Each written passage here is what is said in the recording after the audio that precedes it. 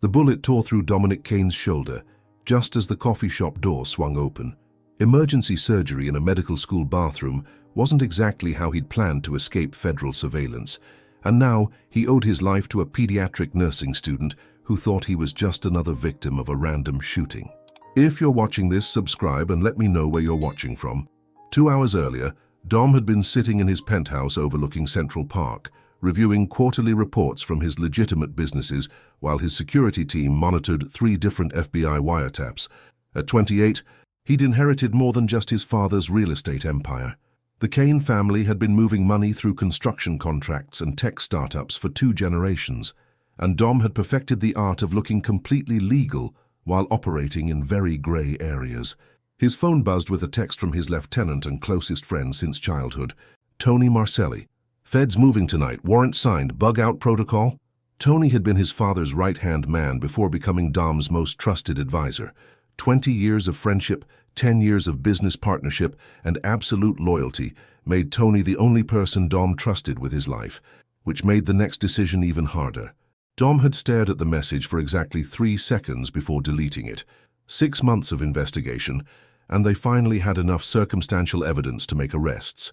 Not enough to convict, but enough to freeze assets and destroy the carefully constructed life he'd built. He'd grabbed his emergency bag and taken the service elevator to the parking garage. The plan was simple: drive to the safe house in Queens, lay low for a few weeks while his lawyers handled the investigation, then resurface when the heat died down. Except the FBI had been watching the safe house too. The shootout happened on 5th Avenue. Broad daylight, federal agents treating downtown Manhattan like a war zone. Dom had taken a bullet diving behind a parked car, then somehow made it 3 blocks before collapsing against the brick wall of a small coffee shop. That's when she appeared. "Oh my God, you're bleeding." The voice was urgent but calm, trained. Dom looked up through a haze of pain to see a young woman with auburn hair pulled back in a messy bun, green eyes wide with concern.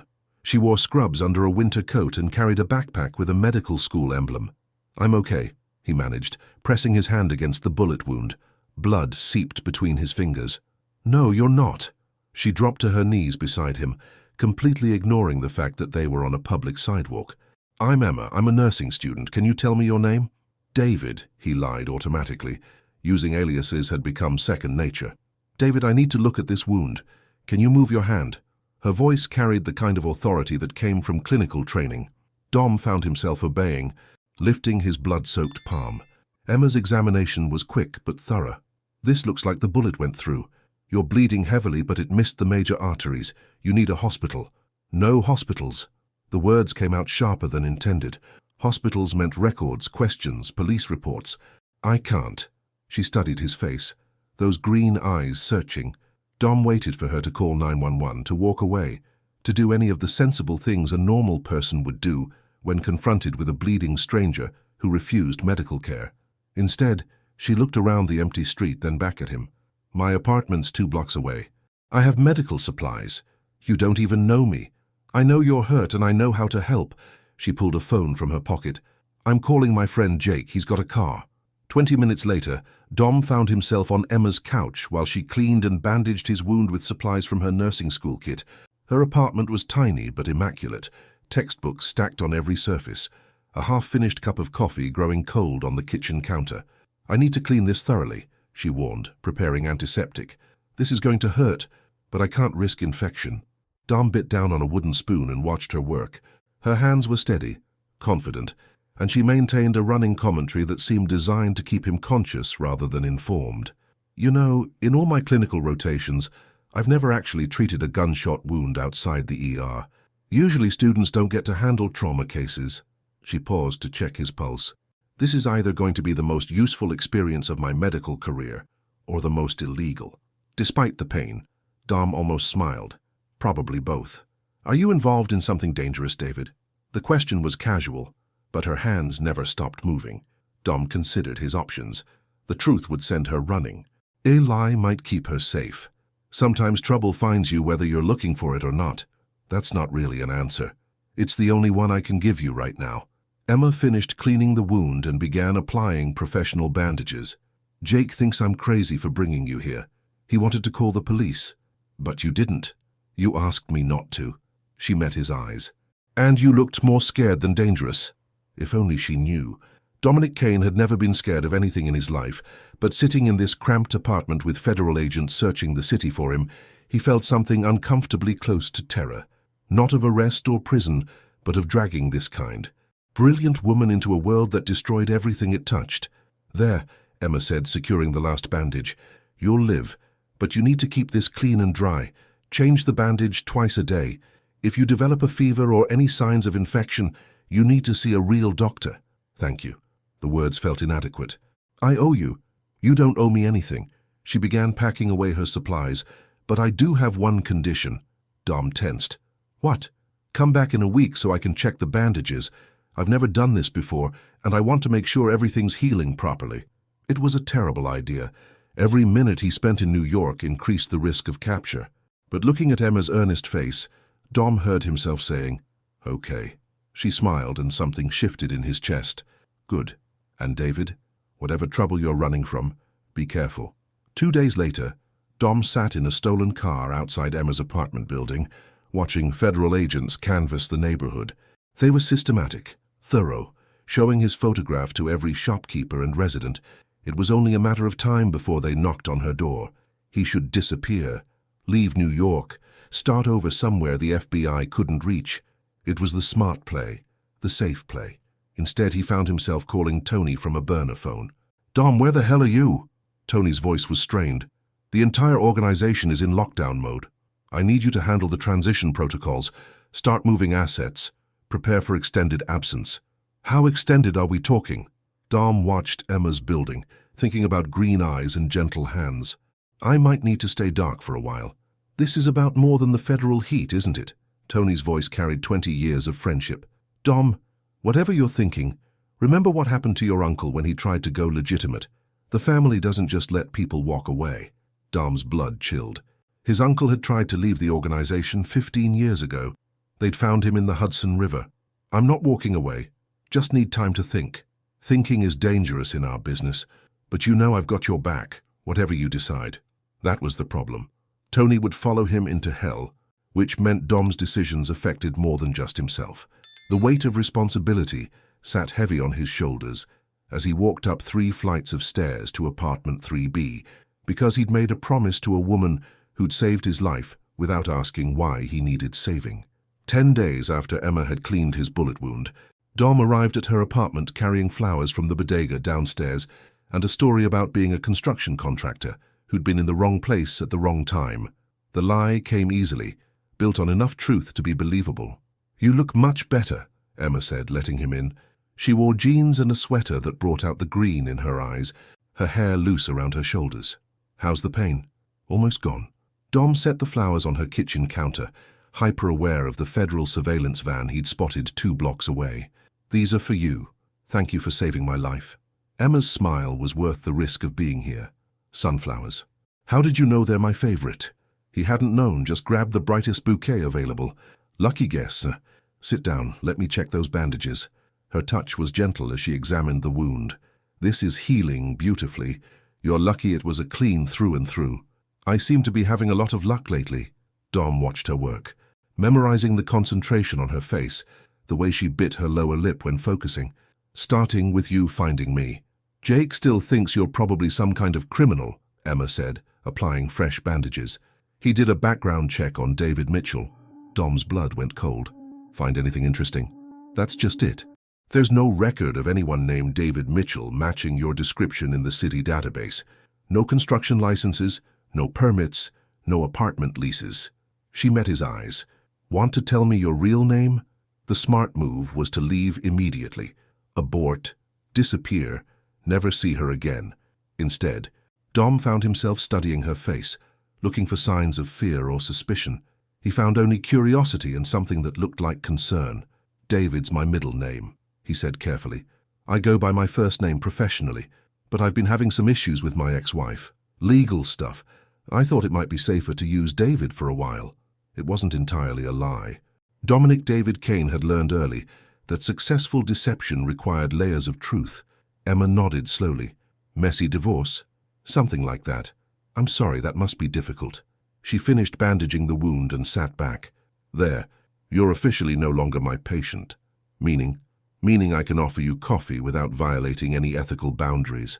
Emma's smile was teasing. Unless you have somewhere else to be. Dom should have said yes.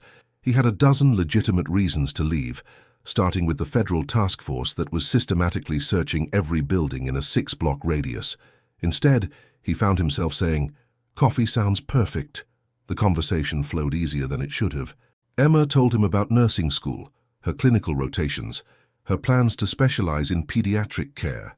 Dom found himself sharing carefully edited stories about construction work, about growing up in New York, about the challenges of building a business. 2 hours later, as Dom prepared to leave, Emma walked him to the door with obvious reluctance. "Will I see you again?" The question was casual, but Dom caught the underlying hope. He should say no, should walk away and let her get back to her safe, normal life. Instead, he heard himself saying, "Would you like to have dinner this weekend? Somewhere that doesn't involve medical procedures?" Emma's smile lit up her entire face. "I'd love that." Over the following 2 weeks, Dom found himself living a double life with surgical precision.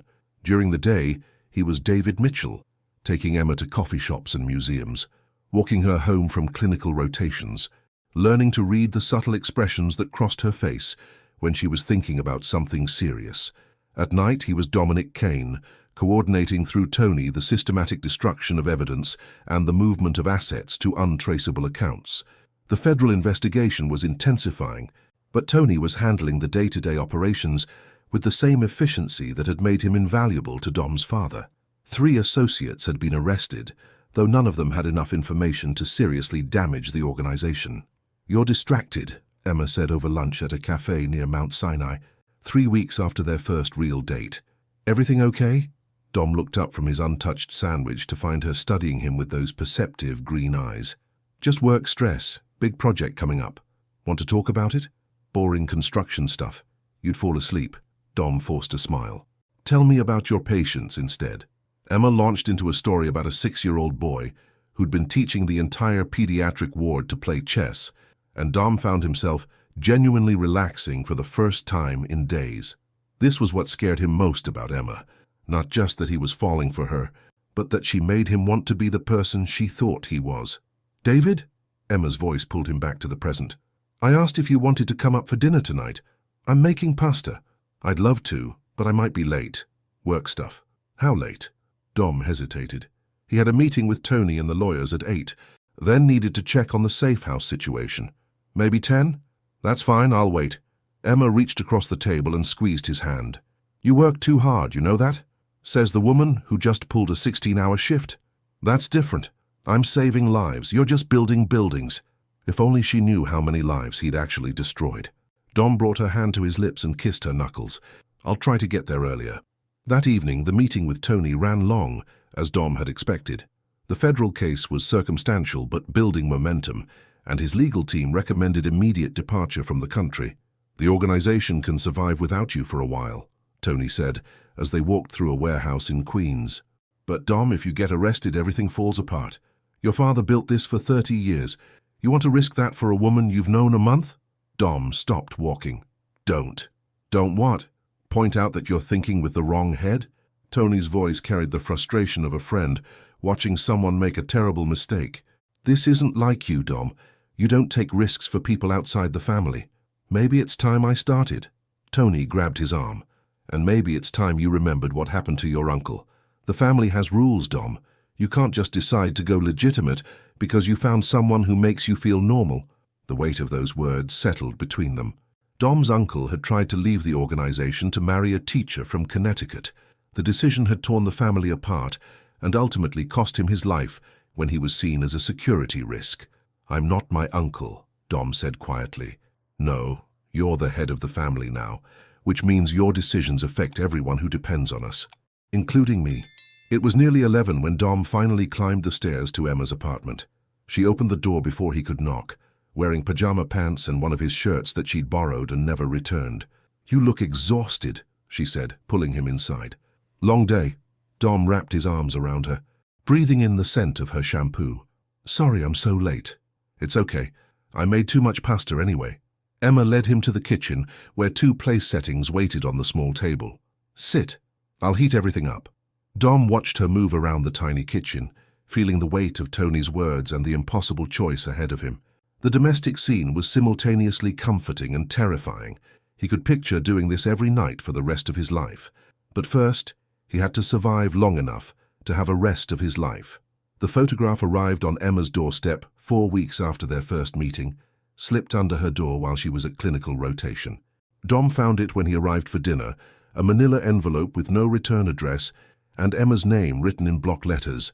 Inside was a surveillance photo of the two of them outside the Italian restaurant, enhanced and professionally printed. On the back, someone had written, "She's beautiful.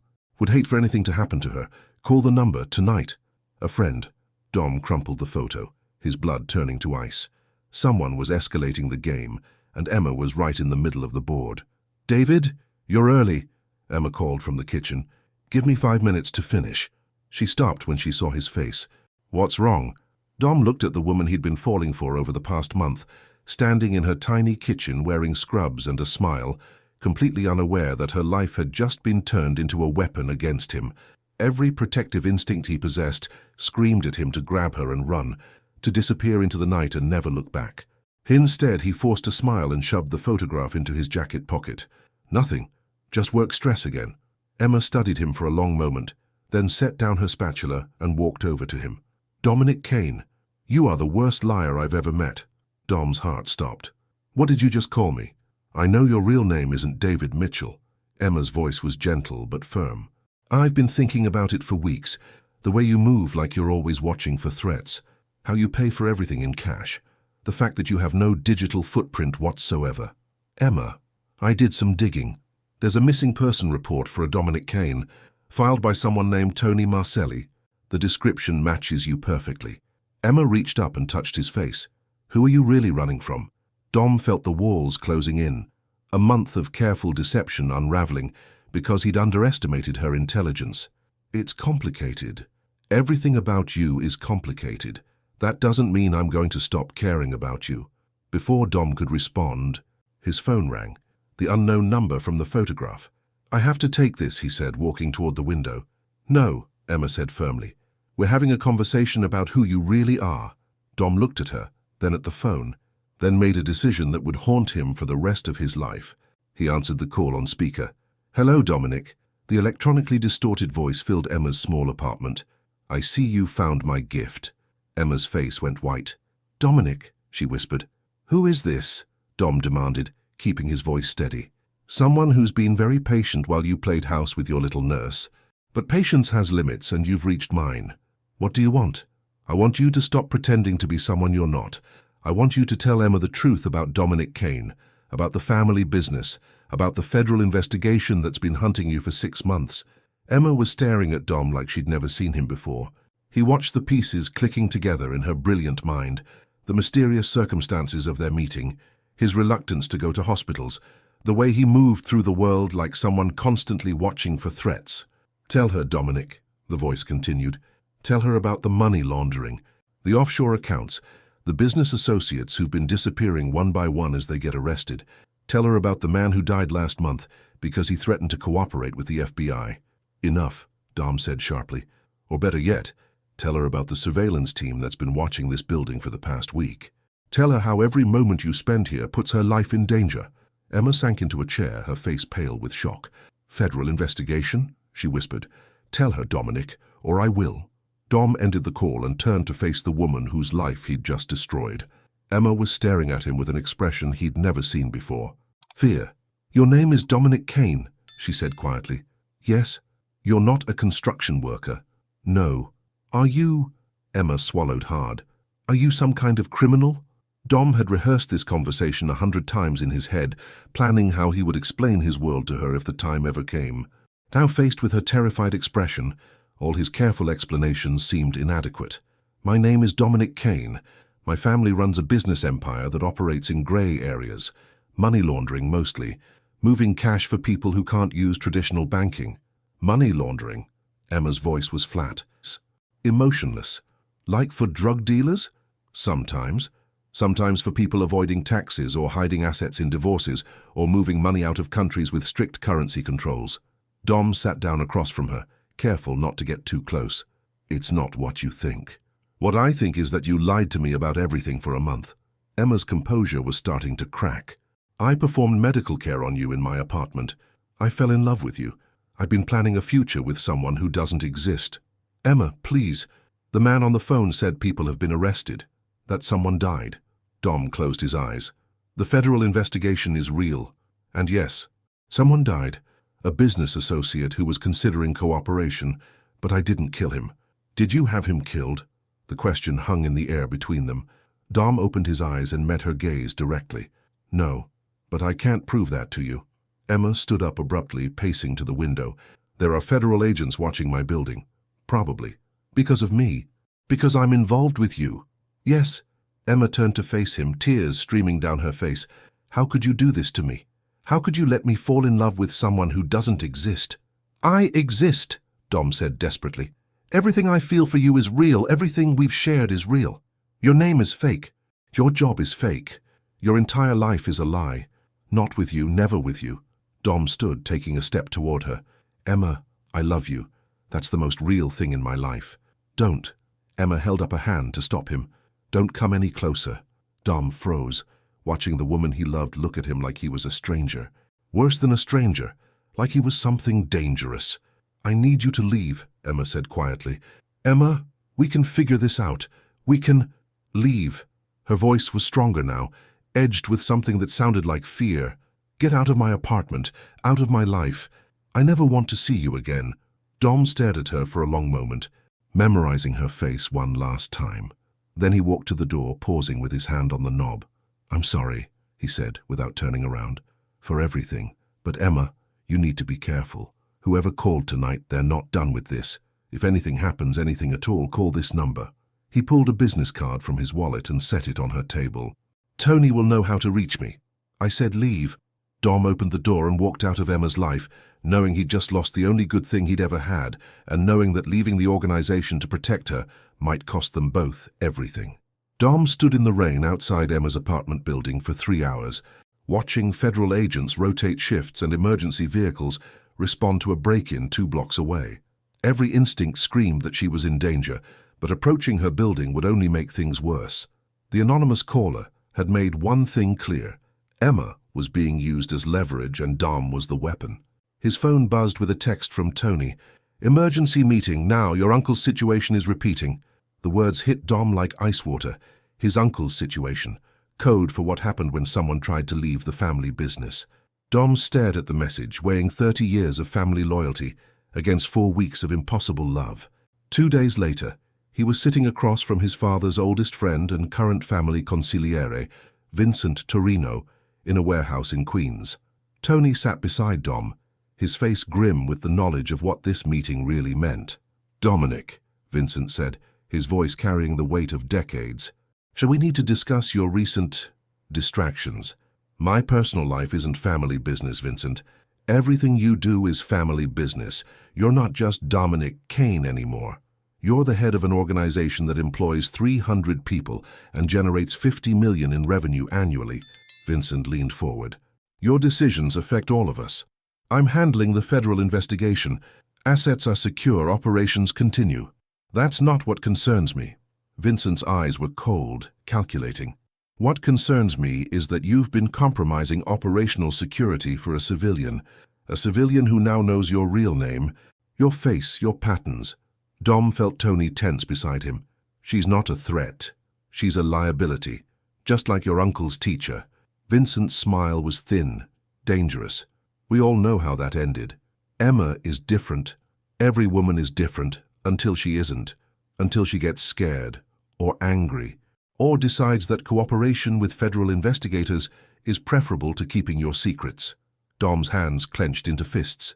She would never. She already has. Vincent slid a photograph across the table. Dom's blood turned to ice as he recognized Emma sitting in what looked like a federal building, talking to 2 people in suits. This was taken yesterday afternoon, Vincent continued, 3 hours after your little lover's quarrel. Tony leaned forward to study the photo. Dom, this changes everything. It changes nothing. Dom's voice was steel. She's not cooperating. She's probably filing a restraining order or reporting harassment. Are you willing to bet 300 jobs on your girlfriend's loyalty? Vincent asked. Are you willing to bet Tony's life? Your own? The weight of leadership pressed down on Dom's shoulders. Every person in the organization depended on his judgment. One mistake could destroy everything his father had built. But looking at Emma's photo, remembering the fear in her eyes when she'd told him to leave, Dom realized he'd already made his choice the moment he'd answered her phone call on speaker. What are you proposing, Vincent? Elimination of the security risk. Clean, professional, looks like an accident. The federal investigation loses their potential witness. You refocus on business, everyone wins. No. The word came out sharper than Dom intended. Absolutely not. Then you're choosing her over the family. I'm choosing not to murder an innocent woman. Vincent's expression hardened. There are no innocent civilians in our world, Dominic.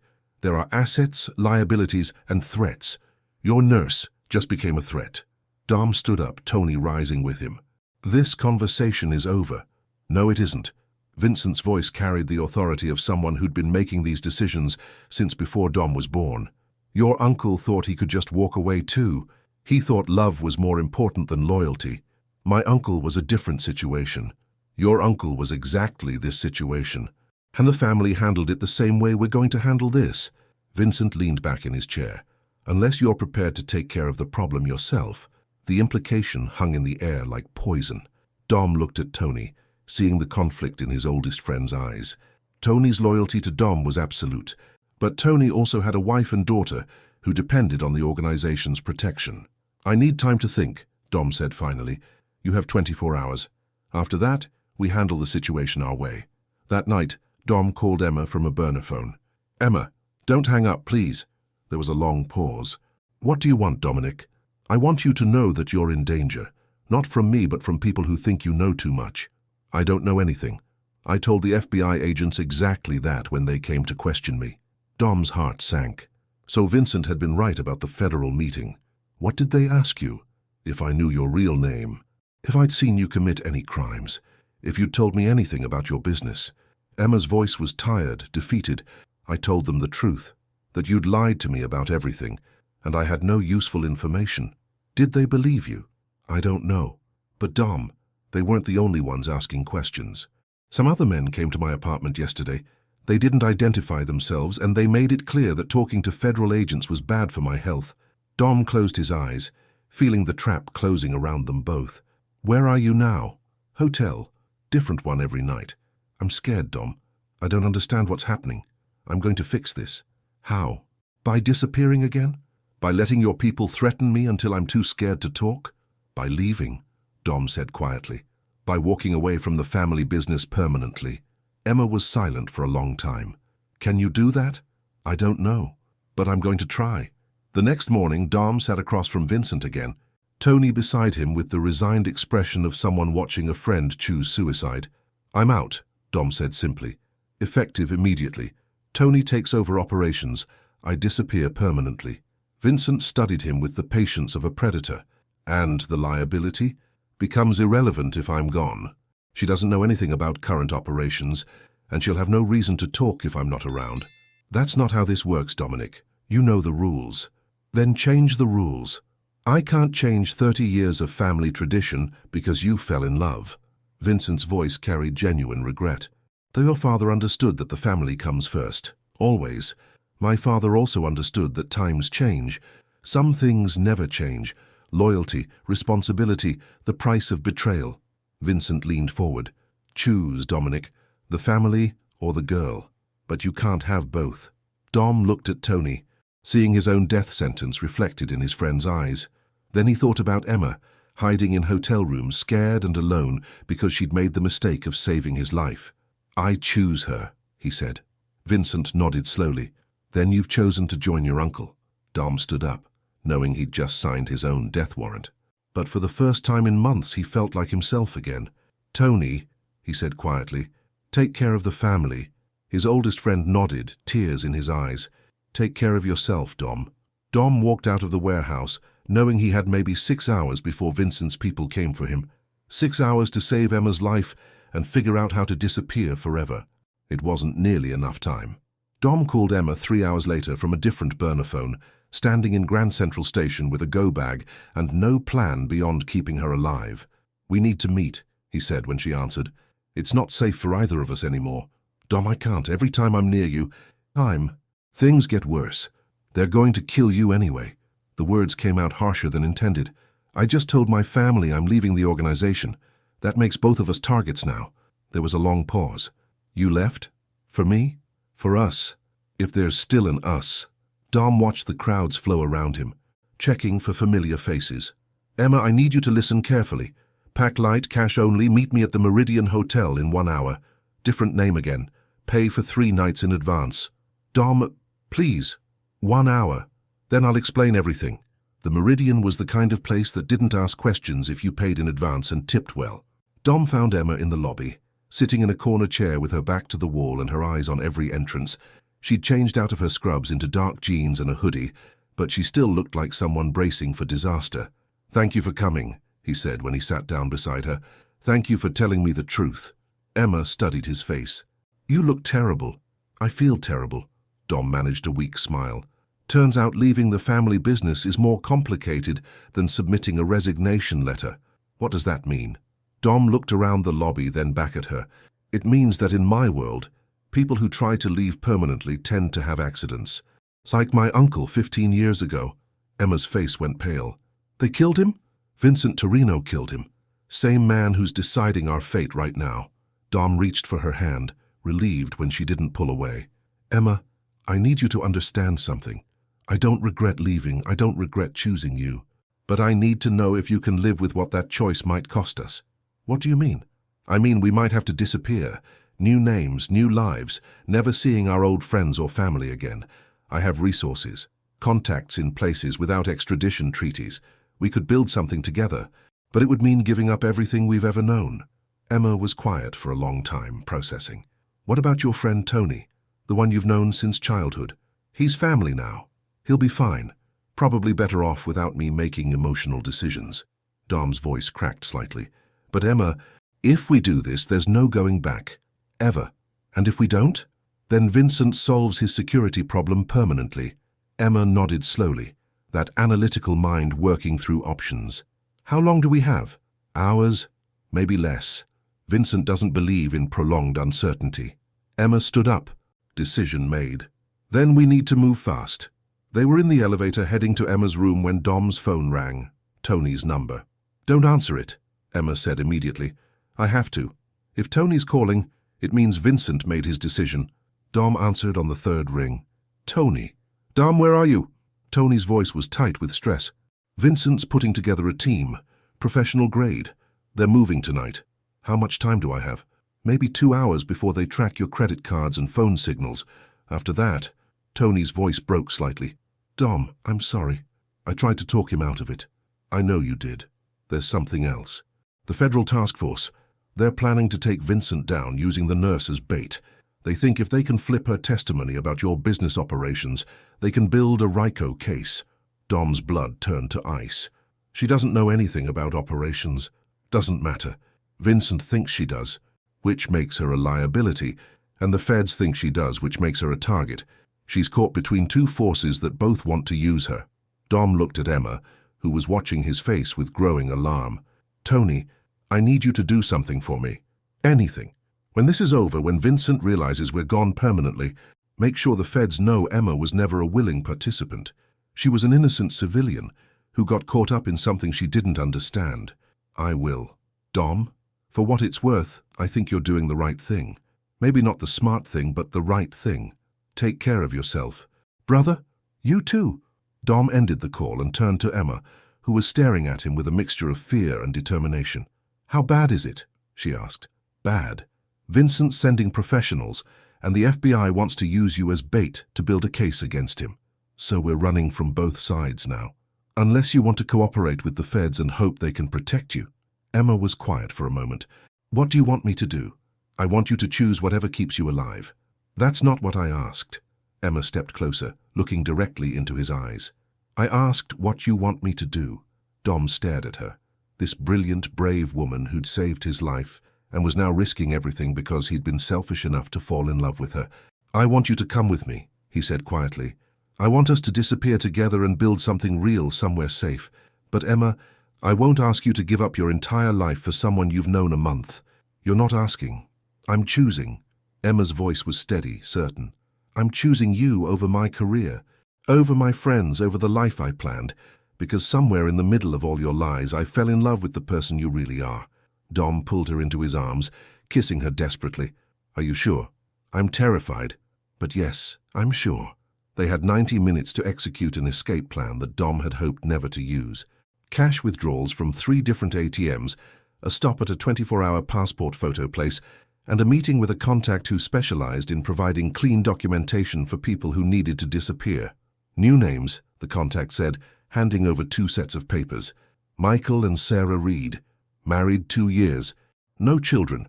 Clean credit histories. These will get you out of the country and keep you invisible for at least 6 months. Where should we go? Emma asked as they walked through JFK Airport at 3 a.m. Somewhere Vincent would never think to look, Dom said, studying the departure board. Somewhere we can blend in and build new lives. Like where? Dom smiled. The first genuine smile he'd felt in days. How do you feel about New Zealand? Beautiful country, excellent medical system, they need nurses. And what would you do there? Learn to be Michael Reed, whoever he turns out to be. Dom squeezed her hand as they approached the gate. Maybe someone who's worthy of a woman brave enough to give up everything for love. As their plane lifted off, Dom watched New York disappear below them and realized that for the first time in his life he was truly free.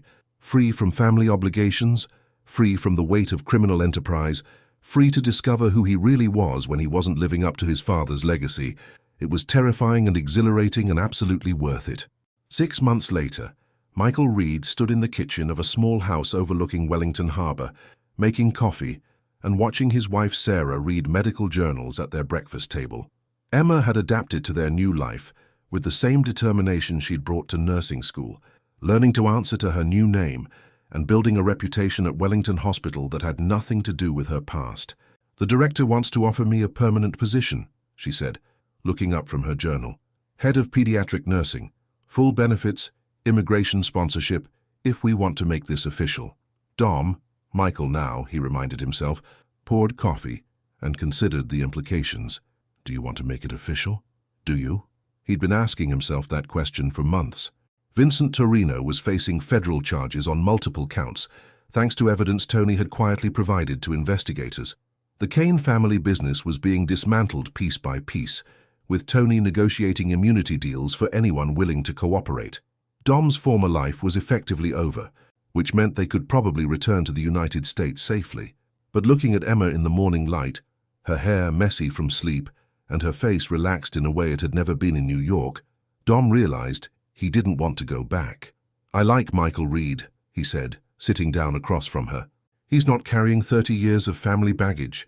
He doesn't owe anyone loyalty except his wife. I like Sarah Reed, too. She's not afraid of falling in love with dangerous men.